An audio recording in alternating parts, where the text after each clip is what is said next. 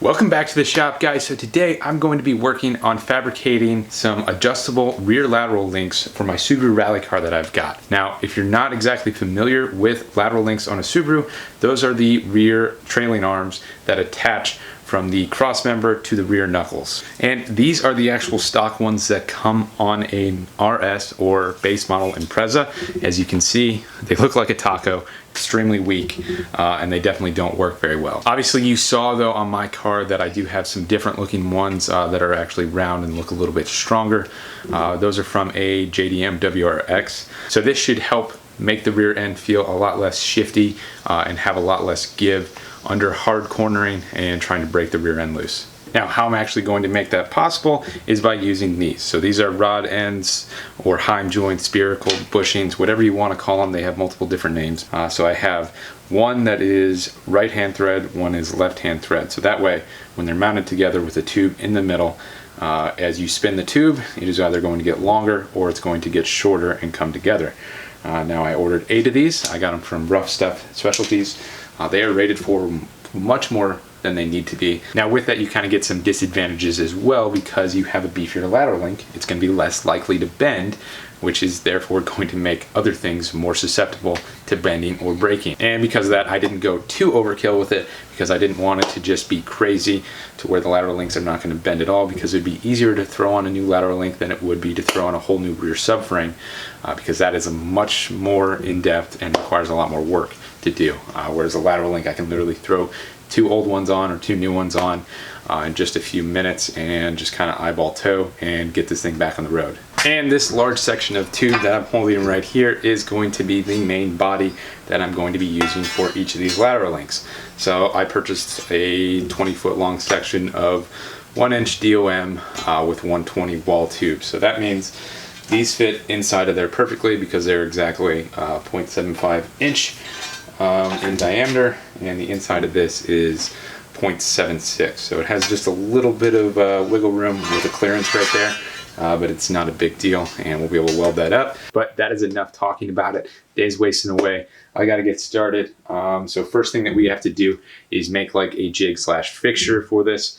It's going to be very simple. I'm literally just going to tack 2 bolts through to the right length, because this is a very, very simple design. It's literally perfectly straight. There's no bends to it, so there's nothing complicated about it. And then it's going to be cutting these tubes to the right size, and then literally just cleaning them up and then welding them in. And as far as welds, it's just going to be like a normal fillet weld going around, or cap weld, and then possibly a rosette weld as well, if I think that I'm not getting enough strength out of that one weld. So we'll see what we need to do as we get closer to welding these up.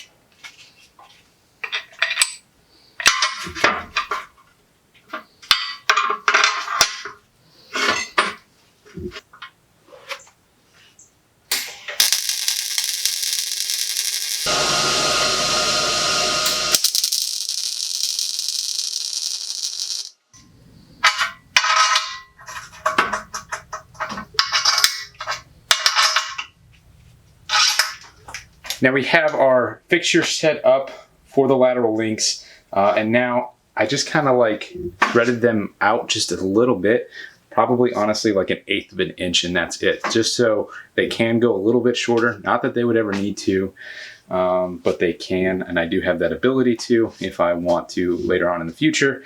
But I want as much of the rod end to be threaded into the insert that's actually going to be welded to the tube going in.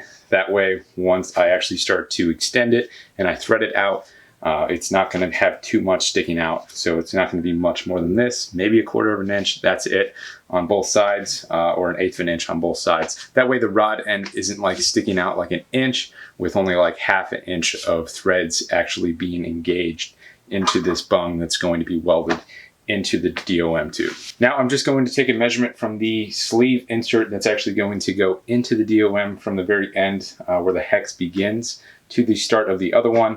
That way we can get our distance that we actually need to cut from this 1-inch DOM. We're going to cut 4 sections the exact same length. And then we're going to clean them all up. That's going to be the most important part. Is really cleaning them like crazy. That way we can get good penetration with our welds and we don't have to worry about any contamination, because that's kind of a problem when you're welding DOM, because it is mild steel. You're going to have a little bit more of oxidization and other issues coming from the metal, whereas if I had cold drawn steel like this is, it would be a lot easier and they wouldn't even have to prep it as much, and you would get a cleaner looking weld. You wouldn't have to worry about any impurities coming up in your weld.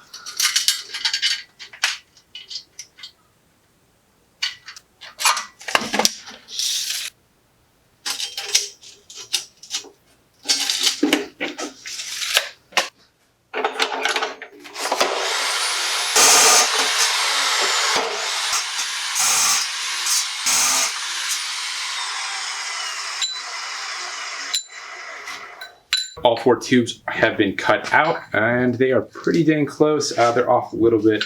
It's kind of expected when you use a abrasive wheel like that to cut the metal, because it's kind of hard to line it up perfectly. But you can line the blade pretty well, so you get a pretty straight cut every time. But next step, we got to clean up these all the way, make sure that they're all perfectly the same size and that they fit on the jig exactly the same as everything else.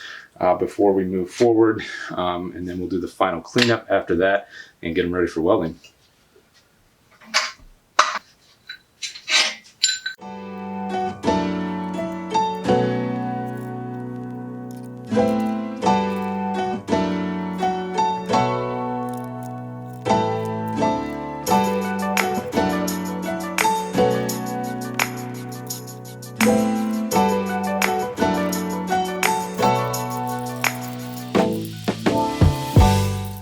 Well, just finished up all 4 of them, cleaned up the edges, gave them a slight bevel, nothing too much because of the way that we're welding. We don't really need a crazy bevel because we want plenty of penetration, plenty of strength to remain in this 120 wall.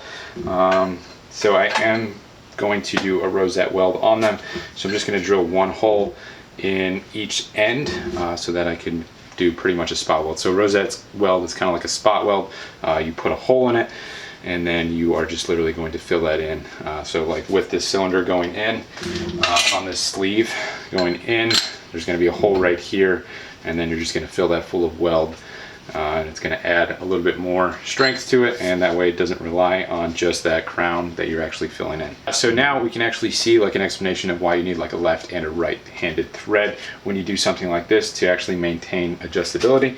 So as I rotate it one way, so counterclockwise, it gets longer, and as I go clockwise, it's going to get shorter. So now that I've verified that all 4 of them fit and they're good enough for my liking, because it doesn't have to be perfect, we're going to drill holes on each end for those rosette welds and then begin the final cleanup and prep for welding. So I'm going to be TIG welding them, so I need to make sure that they're super clean. Now if you're MIG welding, they don't have to be as clean. You're not going to get as many imperfections in there, but with TIG, obviously, you're going to pull a lot more of that nastiness and dirt and grime if there's anything on the inside too. So I'm going to try to clean the inside as best I can, as well as the outside. And I'm also going to clean these sleeves that are going to be welded into the tubes as well. Once we do that, we're actually good to start welding.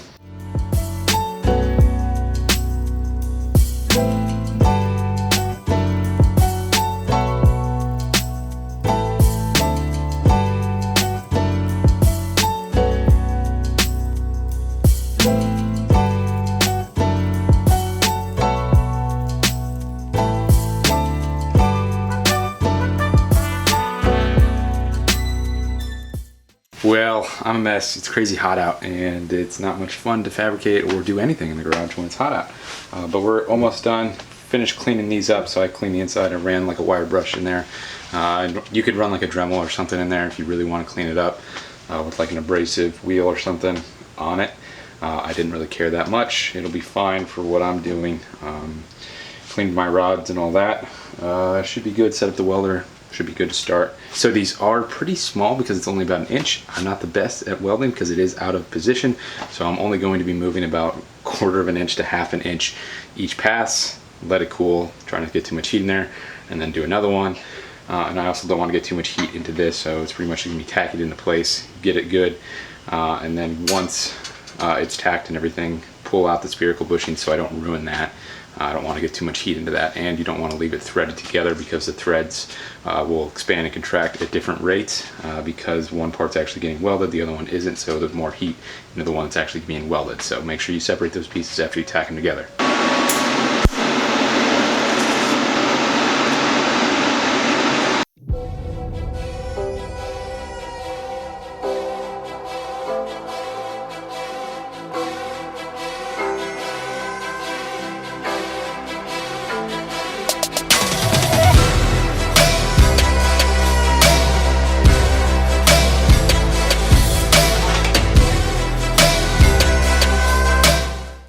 Alright, all four are tacked together and they're ready to begin the final welding process. I'm sure you saw me use my BFH right there to get them a little bit more persuaded to get straight. That's the bad thing, because these weren't perfectly sized. They did have that 1,000th of a clearance or whatever. That kind of gave it a little bit of slop and allowed it to kind of get a little crooked.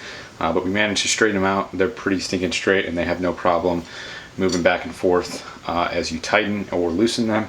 So that's good.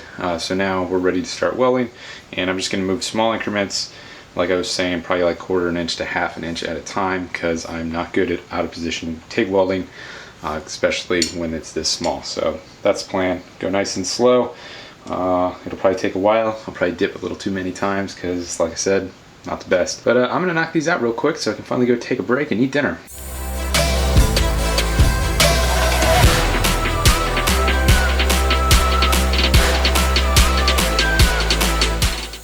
Alright, finally got them done. That took way too long.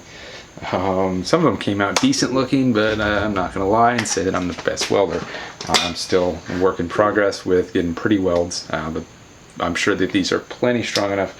We got really good penetration, and definitely just as good, if not way better, than the MIG welds that were on the taco lateral link before, because those are pretty weak. But some of them did turn out pretty good. I'd set one in plastic, so that one's kind of gross looking too. But I think I'm cashed for the day, and I think I'm going to throw them on the car tomorrow morning, and then we'll finish this video out. All right, we're going to get back to work. First thing that I'm going to do, take these apart, and I'm going to clean them up a little bit, throw some paint on them, just so I don't have to worry about them rusting at all. Nothing crazy. Maybe one day I'll have them powder coated if they last that long. Or maybe I'll just take them off and use Port 15 on them, because that'll actually last. But I've got some spray paint and that's all I'm going to use for them. So take them apart real quick, and then once they're drying, we're going to start taking apart the suspension on the rear of the car. So pull the wheels off, pull the lateral links off. That way we can start throwing these in once they're dry.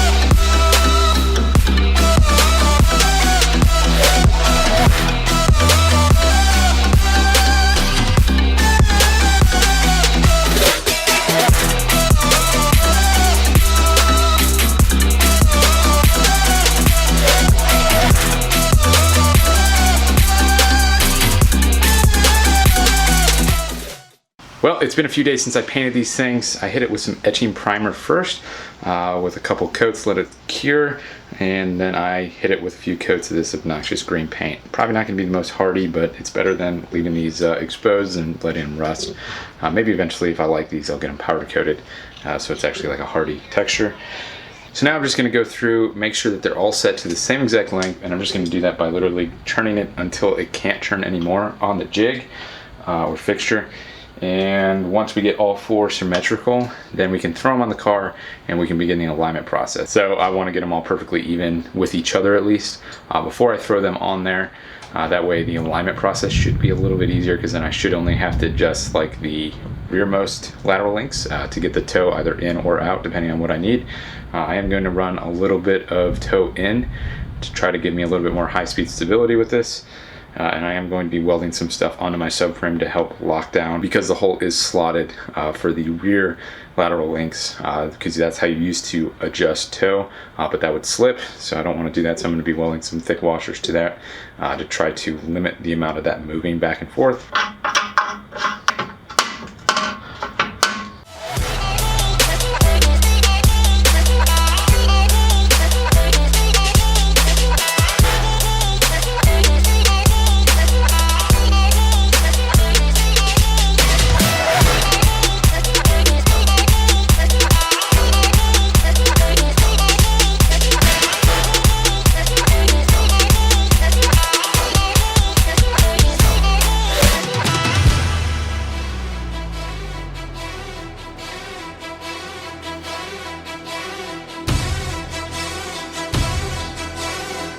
So you didn't see me weld those pieces onto the cross member in the rear, but I did get those welded on, so that way now the toe is only adjustable by either spinning those lateral links out or in like they're supposed to be. So it should solve all issues that I have with toe moving on its own. They're pretty much fully installed, literally just need to be tightened up, and then I got to throw the wheels back on, and then I'm going to do an alignment on this thing. But I'm going to save that for another video, because this one I kind of just want to keep specifically for making the lateral links. So if you like this video, make sure you subscribe, because we will be doing an alignment on this. So if you don't know how to do a DIY alignment, maybe you'll learn something from that. But yeah, I appreciate you guys watching. Hopefully you enjoyed the video. Let me know, comment, like, subscribe if you want to, dislike the video if you want to as well. It won't really bother me that much. But that's all I got for this video, so I appreciate you guys watching.